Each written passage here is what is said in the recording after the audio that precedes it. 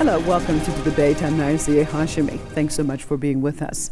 Massive demonstrations take place in Spain and in Ireland to protest against austerity measures. This after the Anti-Austerity Party, Syriza, won the election in Greece. Is there a wave taking place in Europe against the choking austerity measures that have been in place for years? Now in Europe, will this cause a backlash against the European Union itself? And what does it all mean both for those countries who were the primary borrowers and lenders of the loans given, which ultimately demanded austerity measures be applied in order to repay the loans? Stay with us as we take a look at austerity measures and repercussions in Europe. Tens of thousands of Spaniards in Madrid have joined a mass rally dubbed March for Change to denounce austerity and show support for the leftist Syriza party that's recently come into power in Greece. The rally was organized by the leftist party Podemos that stepped into the country's political scene less than a year ago, but gained popular support since then and currently leads the opinion polls.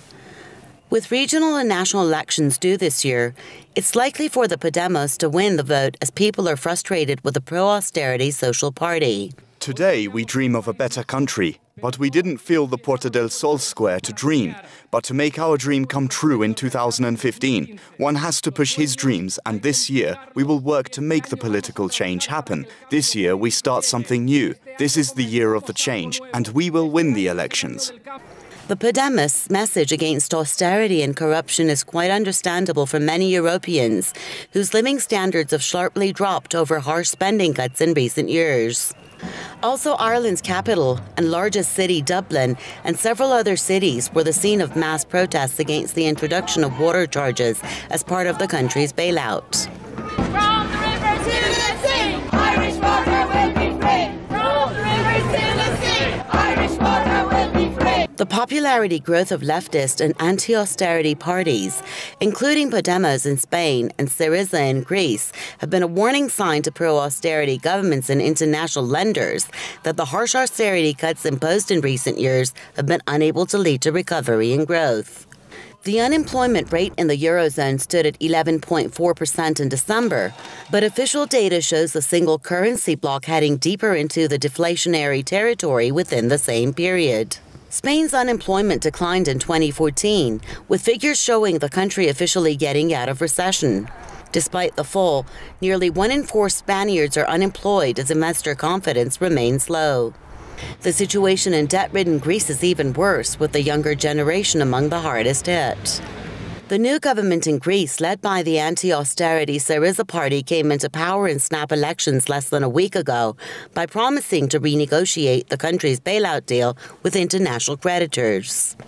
The new government has already rejected part of the bailout agreement that includes privatization plans. It's now preparing to renegotiate the terms of the bailout deal to ease the suffering of Greeks. Failure to renegotiate the terms of the deal could lead to a Greek default that may destabilize the Eurozone economy and beyond. Many analysts say the Syriza party's win in Greece has paved the way for other nations to follow suit and take matters into their own hands before years of pro-austerity policies bring about more poverty and unemployment. I'd like to welcome my guest to the program, economic commentator out of London, Mr. Shabir Razvi, and Professor of International Economics and Finance from City University, Keith Pilbeam. Thank you so much for being with us. Well, let me start this off in London with Mr. Pilbeam. As Spaniards showed their dislike for continued austerity, are we witnessing growing rejection and into people's tolerance in general to the crippling austerity measures? Because the thing is that this has been going on for a number of years. You see, initially you can cut people's real wages, as we call it in economics, for a while, but they get to a certain critical level where even people are really struggling, particularly at the bottom end. And so they don't see any option but to go out and protest.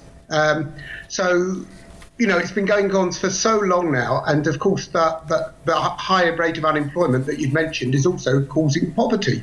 Biggest cause of poverty has always been unemployment. So you've got that problem is particularly high, as you noted, in Greece and Spain. And so obviously at some point people will start protesting, and it's to be expected. Well, what about that, Mr. Razvi? As you see the situation on the ground, many say that the European Union has no choice but to try to get repaid, and that the only way that can be done is by tightening the belts of the people. Is there any other way to get out of this economic fiasco for them?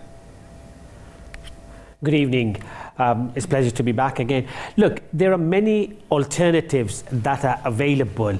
Just only a couple of days ago, our Bank of England chief, Mr. Carney, made comments that Germany needs to re-evaluate its mantra about austerity. Not only Germany, but I think the Troika and the whole policy of austerity doesn't seem to be working.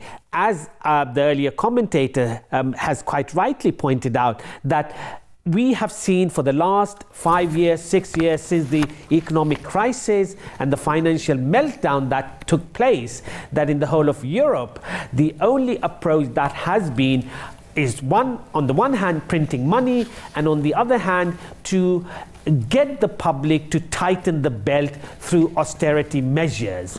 And look, in economic theory, there is no possibility that austerity measures can work for too long. This has been an ideological approach, this has been a political approach, whether in UK or mainland Europe, to really get the poorer nations of Europe, i.e. Greece, Spain, Portugal, Italy, Ireland, I can name many who have been pushed to continue with austerity measures, which has very clearly shown that unemployment is high, people have become poorer, and the only people who have become rich are the top 1%.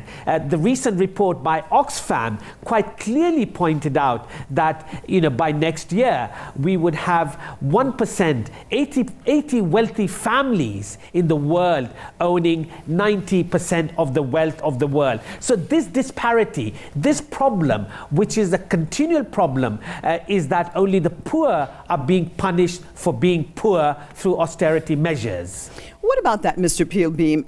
Is that the bulk of the problem, that it's always the average people that are asked to tighten their belts, and the topper echelon of the society just continue to profit and continue to gain in economic status, as it's always the others that have to give up their benefits? Well, I think it is. And I think you've got to be careful to distinguish between people's incomes and their wealth. So income is what you get every year, and then wealth is the assets that you own minus your liabilities, we say in economics. So, and on both these measures, it's quite clear that the top 1%, and even if you want to go even closer, the top 0.1% are doing extremely well. And we've sort of gone back to the 1930s, even pre-30s. So distribution of wealth is becoming a major economic and social problem. Not only that, it's also a democratic problem, because if the wealth and the wealthy people are designing policies, they're obviously going to protect their own incomes and their own wealth, and put the burden of economic policy adjustment onto the masses. And this is not sustainable. And quite clearly, people are now beginning to wake up to these kind of income and wealth disparities. By the way, the top 80 own 50%, not 90% of wealth, but it's still a staggering figure by any measure. So there is a real crisis, and it's a crisis for democracy as well, because we can't have an elite, wealthy group dictating what goes on in society, because society is supposed to be run democratically, particularly in countries like Greece. Well, let me turn back to our other guest, Mr. Razvi, and pick up on what Mr. Peelbeam has said. When we see these demonstrations on the streets in more and more places, is it not only perhaps demonstrating, protesting against the economic injustices and austerity measures, but is it beginning to be a protest against so-called democracy when, as our other guest has said, we're looking at more and more of an elitist system, and then we also have these elitists actually implementing policy? That's absolutely correct, and our professor has quite, correctly pointed out that it's a challenge to democracy itself. If you have such huge disparities both at income level and also assets and wealth that the top echelons own, this will create chaos in society. I mean, I just want to sort of go back a little bit in history. Why was the welfare state set up in the UK and the welfare provisions in most of Europe and the Nordic countries was really to stop a revolutionary movement taking place at that time before the Second World War and after the Second World War, that the rich and the wealthy felt that by providing such provisions, the masses of people will not take away their palaces and would not sort of bring a revolutionary situation which will dismantle the structures of, if you like, wealth and power. So those welfare provisions were set in motion to really create a society which was perhaps more equal, perhaps more pleasant to live in, perhaps less problematic to the mass of the people. And we have moved away quite rapidly in the last 10, 15 years, whereby, welfare provisions are being taken away. In the UK, we have a debate where National Health Service should be privatized, where National Health Service is an icon of this particular nation. So we have the rich and the wealthy trying to privatize everything so that they can make more money out of it and become richer, whilst at the other end of the spectrum, the poor people have to find, eke out a living, which would be becoming more and more difficult for them to do so as we go forward. And even in the UK, which is supposedly at this moment doing better than a lot of other European nations, we've had a situation that, in February and March, the People's Assembly is planning a number of demonstrations in London to challenge the austerity measures that has been a mantra of our Chancellor, Mr. Osborne, for the last 5 years. What about that, Mr. Pilbeam? If we look at, he talked about the UK right now, but I want to take it back to what we're witnessing in Spain. How significant do you think has the election in Greece been for anti-austerity individuals in Spain itself? Well, I think we've got to be careful because there's going to be an initial reaction which is positive.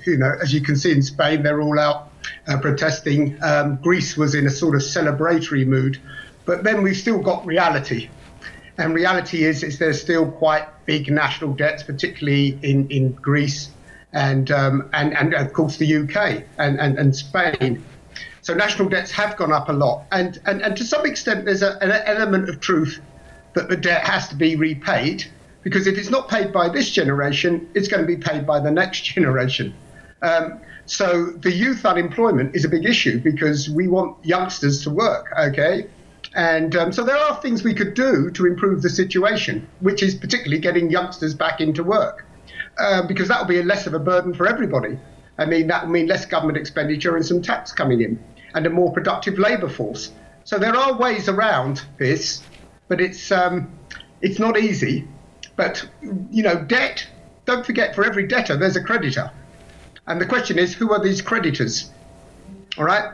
So it's the creditors, German and French banks. Then when you bail out Greece, you're effectively bailing out the French and German banks. Mm. So if Greece was to now default, then, of course, the French and the Germans would have to come and repay that debt, bail out their banks directly. So a lot of this bailing out of Greece has actually been a bailout of the French and German banks that were stupid enough to lend so much money at such a low rate of interest. Okay? And when you lend money, you need to be careful who you lend it to and the appropriate rate of interest. Now, it's quite clear the creditors, i.e. the creditor banks, got this completely wrong. Well, what about that, Mr. Razvi? We look at the situation. In some ways, it would appear that the creditors are basically between a rock and a hard place also, because with what the Greeks are saying right now, that we need to deal with this in a different way, and As of today, the new government has already increased the minimum wage situation. They seem to be ready for battle. Because if they say they cannot repay, and of course, especially the French and the Germans adding and putting more pressure on them, basically, isn't it better for the creditors that something is paid than nothing at all? How do you see it right now? I mean, do you think that actually the ace is actually in the hands of the Greeks, or no, it's not like that at all? Well, look, the point that was made earlier, that we've had over the last 6-7 years bailout of the banks one after another, whether it's the Deutsche Bank or other European banks. Obviously, they've lent money to countries like Greece and others at whatever the interest rate may have been. But the reality of the situation is that our political powers in Europe and UK and other places, even USA, they have bailed out banks. They have not bailed out the public. We have a good model, if we want to look at it, is what has happened in Iceland. Iceland bailed out its people rather than bailing out the banks. And it also put bankers behind bars. So the reality of the situation is that the environment that has been created is that, what we call moral hazard. The banks have made a cock-up of the economy over the last so many years, and on each occasion it's the financial system that is bailed out, and we are told that banks are too big to fail, therefore they have to be bailed out because they provide sustenance to the economy. I don't think they provide anything, because really at the end of the day, by printing money and giving higher bonuses and higher salaries and really creating an asset bubble in all the places, whether it's the stock market going up all over the sort of the capitalist economies or the housing bubble in UK, this is not really sort of providing real growth to the economy. So at the end of the day, if we do infrastructure development, if we do take other measures of bringing back more employment into the economy rather than bailing out the banks continuously, I don't think there will be a sort of light at the end of the tunnel. It will be a continuous thing, and every decade or so we'll have a crisis, and by the time the next crisis comes, the previous crisis people would have forgotten.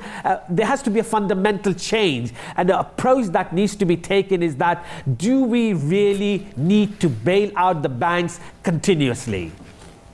Well, Mr. Pilbeam, when we look at the situation, it's of course not just in Europe. We saw it in the United States, the bailing out of the banks and the people basically funding the bills. When we see this trend, as our other guest there had said, that we have to look at the initial reason why these social states were set up to begin with, was to prevent revolution. Have the elitists basically forgotten about that, or has greed basically blinded them? And how dangerous in general is this trend as far as stability itself in various countries in Europe? Well, I think there is this danger that the elite really are getting out of contact. I mean, they spend all their time meeting each other. I mean, they're all in Davos together. They're all chatting to each other, meeting together on the same executive suites in airports and God knows where. And they're really detached from what's going on in the ground. And that's why policy is getting very poorly designed. So, yeah, they are out of contact. It's quite clear. They lived in walled, apartments that no one can access. They're getting increasingly detached from reality. Not all of them, of course, but many of them are. And they've got no idea what it's like for the average citizen on the ground, working, 40 hours, 60 hours a week, struggling to survive. And of course, the people that are working really hard on the ground are watching all these guys at the top get fat rewards and bonuses. And often it's for incompetence. I mean, bankers have been completely incompetent, and their CEOs are paid tens of millions a year in these organizations, or in the millions. And yet their bank share prices are way below what they were in 2007, 2008. And yet they've been rewarded. And so there's something fundamentally wrong with the system, and people are beginning to wake up to that. And Mr. Razvi, how do you see 2015 as far as the European Union in general? Do you see more and more people in various countries waking up and having this sort of rippling effect to austerity measures? Or how do you see this year? Well, I really hope that during 2015, we can take something out of the leaf of what has happened in Greece.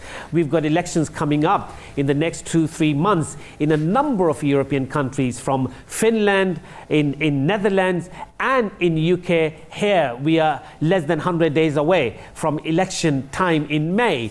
So, of course, the people are organizing. People are realizing that the policies that have been followed, really, when I quite often sort of laugh at it, that the austerity measure theory has been sort of some kind of hocus pocus black magic approach to the whole of the economy, whereby, in the Middle Ages, we used to quite often bleed the patient with leeches and thinking that, by bleeding the patient will recover. And we have been bleeding our people in Europe, in UK, in the United States, continuously hoping and thinking that by bleeding the economy, by bleeding the people, the economy would recover. And it has become very clear, abundantly clear to all economists, to all honest commentators, that the policy is not working. And I think 2015 would be a very important period in the history of Europe and the UK. And we'll see how people react to the policies that have really made them a lot poorer than they were in the past. All right. Thank you, both of my guests, for being with us.